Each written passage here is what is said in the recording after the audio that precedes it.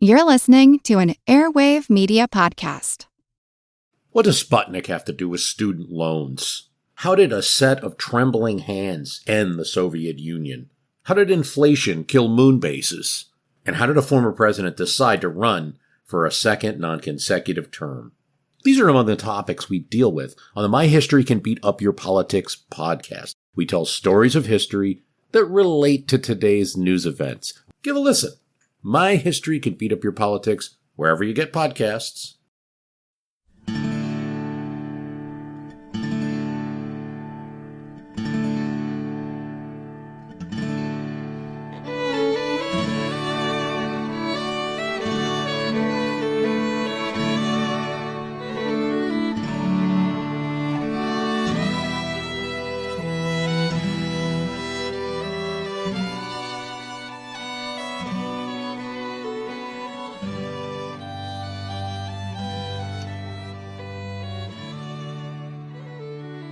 Hey everyone, welcome to episode number 339 of our Civil War podcast. My name is Rich. And I'm Tracy. Hello y'all. Thanks for tuning into the podcast. Shortly after 10 o'clock on the night of Wednesday, July 1st, 1863, Major General George Gordon Meade left Taneytown, Maryland, and rode north to assume command of the field at Gettysburg. For the 14 or so mile ride, Meade was accompanied by Brigadier General Henry Hunt, his chief of artillery, Brigadier General Gouverneur K. Warren, his chief engineer, and by Captain William Payne, one of Warren's aides. Several staff officers, including Captain George Meade, Jr., as well as a dozen or so troopers from Company C, 2nd Pennsylvania Cavalry, joined them. The moon hadn't yet risen when Meade's party took to the crowded road. Congested wagon traffic from both Hancock's 2nd Corps and Hunt's Artillery Reserve forced the riders into the fields and through meadows, woodlots, and farmyards. Still, according to Meade, Jr., it took the party just 15 or 20 minutes to reach the spot where the 2nd Corps had bivouacked for the night. While Winfield Scott Hancock had been gone on his errand to Gettysburg, the Corps had been under the temporary command of Meade's friend, Brigadier General John Gibbon, and now Meade quickly conferred with Gibbon, making certain he knew that Meade wanted the 2nd Corps up and moving, quote, at the earliest daylight. As Meade returned to the road, riding north, his thoughts no doubt turned to Hancock's and Warren's descriptions of the ground at Gettysburg. Both men had come back to Army headquarters from Cemetery Hill and arrived at Taneytown in time to give reports before Meade departed. Now, as Meade neared Little Round Top, he would have hurried past hundreds of parked wagons. Passing a section of artillery, his party became hemmed in by stone walls, topped by rail fences. Although they were slowed, the commanding general's party continued on toward Cemetery Hill, passing through a maze of stalled traffic. Shortly before ascending the southwest base of the hill, they passed a small, clapboard house that showed brightly in the moonlight, which by that time had risen and generously accompanied them over the last portion of their ride. The small house they passed belonged to the widow, Lydia Leister. Passing Mrs. Leister's house, Meade's party began their ascent of Cemetery Hill. Some Union guns would have been visible off to their left front, while in the bright moonlight, the shadowy figures of soldiers from both the 1st and 11th Corps could be seen where they rested in bunches or were spread out behind several stone walls that cut across the landscape. In no time, the party of riders reached Evergreen Cemetery and approached the distinctive 2-story arched gatehouse and the Baltimore Pike just beyond. Dismounting at the gatehouse shortly after midnight, George Meade had finally arrived at Gettysburg, a place he had never seen, but where he was prepared to continue the battle that had started there the day before.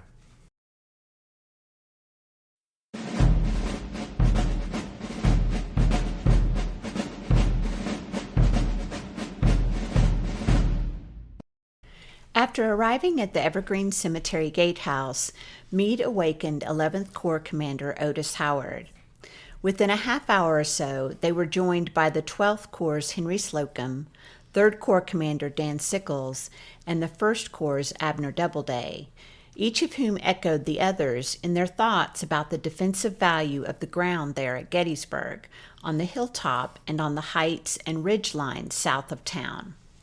Having already heard much of the same about the ground there from Hancock and Warren before leaving Taneytown, and having already issued the orders hours earlier that would assemble the Army of the Potomac at Gettysburg, Meade told the gathering of generals, "I am glad to hear you say so, gentlemen, for it is too late to leave it." George Meade hadn't slept much since assuming command of the Army 3 nights earlier, and tonight he would get no sleep at all.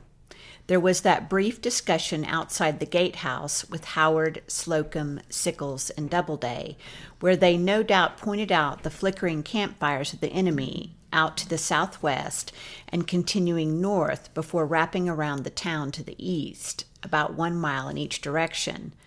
But after that conference, Meade then set off in the bright moonlight to examine the ground south of Gettysburg. Otis Howard and Artillery Chief Hunt accompanied Meade on his ride, along with several staff officers, including Meade Jr. Also coming along were Captain Payne and one of Hunt's aides, Lieutenant Charles Bissell, both of whom were known to have a talent for map-making and sketching terrain. As the party of officers rode south along what would later be dubbed Cemetery Ridge and toward 2 hills that would become known as Big and Little Round Top, they stopped briefly at times to discuss positions and make observations about the ground before moving on. Payne and Bissell sketched, as best they could from the saddle, what they could see of the terrain and made notes regarding the locations where Meade indicated he wanted each of his various corps to position themselves. At about 4 a.m., with the survey complete and dawn near to breaking, Meade and his staff dismounted at the small, modest home of the widow Leister that sat alongside the Taneytown Road, just south of Cemetery Hill and on the eastern slope of Cemetery Ridge. For the rest of the battle, Lydia Leister's little white house would serve as Union Army headquarters.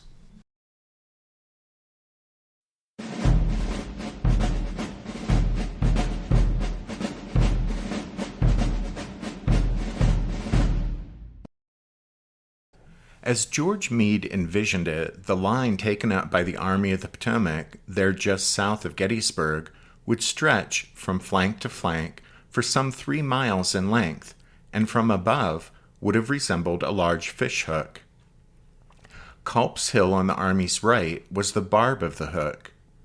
From there, the bend of the hook curved around the keystone of the position, Cemetery Hill. The long shank of the hook ran south along Cemetery Ridge. The eye of the hook was Little Round Top on the Army's far left. Again, we'll stress the importance of looking at a map in order to really understand what we're talking about when we say the Federal line resembled a fishhook.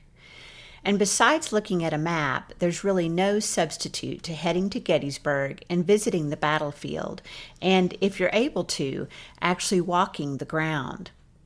Rich and I have also rented bikes and ridden them over the battlefield, which is also an excellent way to gain an appreciation for the lay of the land. Really, understanding the nature of the terrain is essential to understanding what happened at any Civil War battle, but it's especially important for anyone wanting to take in and appreciate what happened at this sprawling 3-day battle at Gettysburg, both with regard to the commander's decisions and with regard to the experiences of the men who fought here. So, at the very least, look at a map, and if you're able to, definitely pay a visit to the battlefield and drive around it, or if you can, actually walk the ground. Getting back to our examination of the Federals' fishhook line at Gettysburg, It's important to note that both flanks would be anchored on high ground, and the compact nature of the position provided Meade with the benefit of strong interior lines. Although Meade seems to have come to Gettysburg entertaining the idea of unleashing an offensive strike, and on the morning of July 2nd, he does indeed appear to have briefly flirted with the notion of launching an attack, in the end, he decided to dig in his heels and await Robert E. Lee's next move.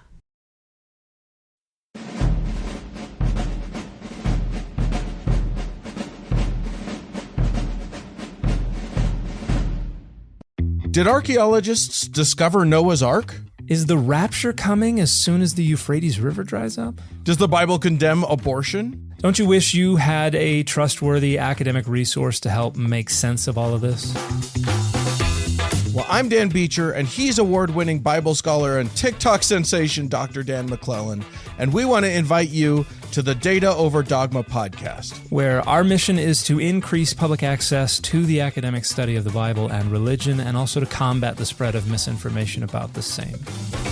But, in a fun way.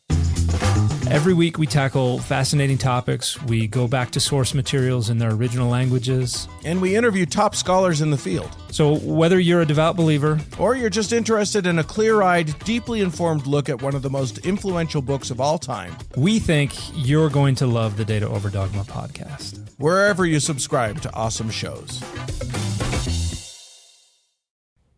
What's something you learned in history class that you feel wasn't the whole truth?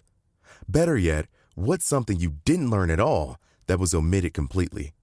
That's what I'd like to call redacted history. I believe that all history, no matter how good or bad, needs to be told. There are wars, massacres, battles, and entire historical events that are just not in our school's history books. Have you ever heard of Mary Bowser? I didn't think so. My name is Andre White, the host of the Redacted History Podcast, the place where history's forgotten events, heroes, and villains get their story told, one episode at a time. So come huddle around the campfire with me and get ready to hear the stories that you were robbed of. And get comfortable. We're going to be here a while. The Redacted History Podcast. Real history never dies. Stream the Redacted History Podcast on Apple Podcasts, Spotify, or wherever else you get your podcasts. Once George Meade completed his reconnaissance on the morning of July 2nd, he had a general plan as to where he would deploy each of his corps.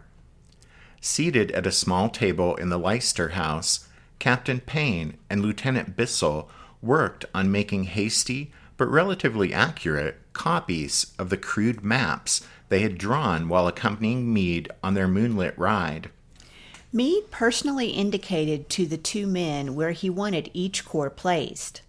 On the right end of the line, Slocum's 12th Corps would hold the wooded slopes of Culp's Hill and extend their position down along Rock Creek. The curve of the fishhook would be manned by Wadsworth's battered 1st Corps Division on the northern end of Culp's Hill, and Howard's 11th Corps troops dug in on Cemetery Hill. Behind the 11th Corps troops on Cemetery Hill were the other two 1st Corps divisions, whose men would feel more than a bit put out when they learned that Meade had relieved Doubleday and replaced him with Major General John Newton of the 6th Corps.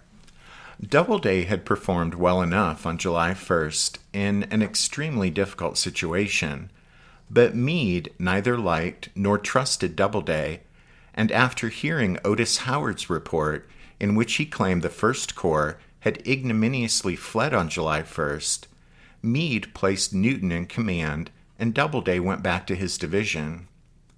The 1st Corps soldiers saw this as not only an undeserved rebuke of Doubleday, but also an unfair judgment of their own performance on July 1st. One of them later wrote that Doubleday, during his brief tenure as Corps commander, quote, displayed skill and courage which the dullest private could not help commending. The men considered Doubleday entitled to command of the Corps, and they were disgusted when they learned that a stranger had been put over them.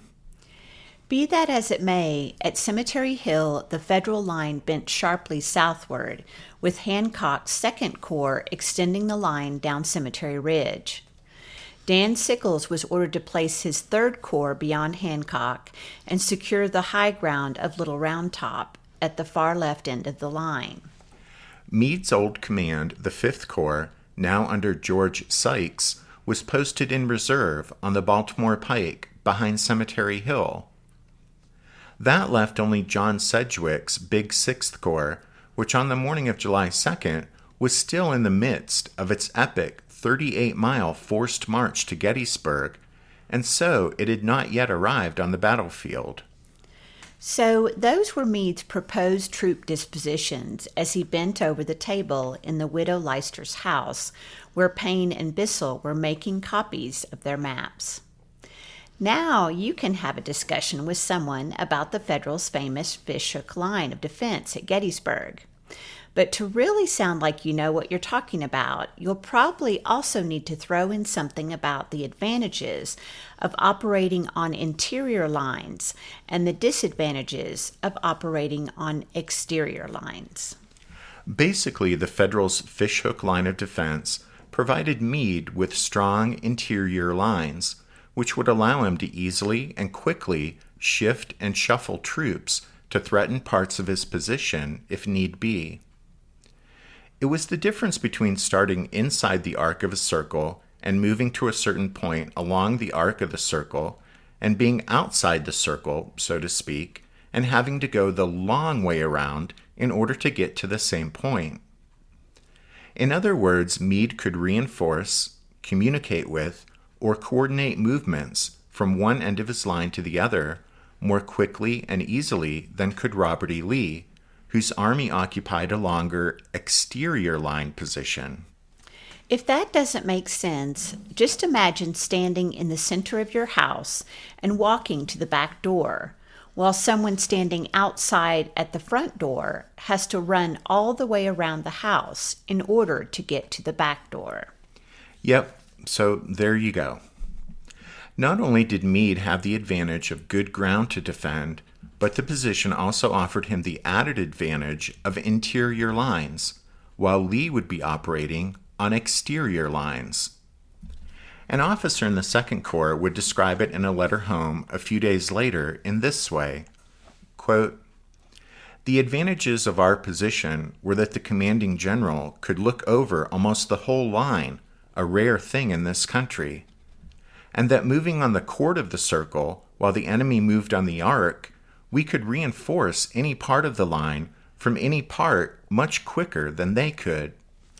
In discussing the advantages of interior lines and the disadvantages of exterior lines, one thing we don't think gets enough attention is Robert E. Lee's idea on the night of July 1st to move Ewell's Corps. As y'all will recall, we talked previously about how, after the first day's fighting was over, Lee twice floated the idea of pulling Ewell's Corps out of its position at the north end of the Confederate line and swinging it around to the southern end of the line. But each time Lee proposed the idea, he allowed himself to be talked out of it, apparently against his better judgment. But why did Lee propose such a major movement in the first place?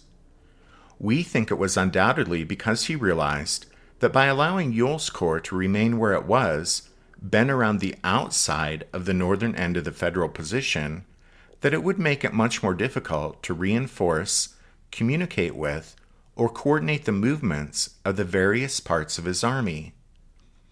In other words, Robert E. Lee understood the disadvantages of operating on exterior lines, and he knew that moving Ewell's Corps and straightening his line would have solved the problem.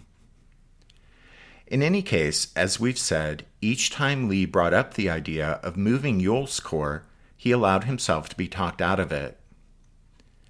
It's ironic that later on, harsh criticism would be leveled at Ewell for supposedly waffling and not attacking Cemetery Hill on July 1st, when in reality, Ewell actually displayed sound judgment in that matter, and it was Robert E. Lee who waffled with regard to the idea of moving Ewell's Corps around to the other end of the Confederate line that night.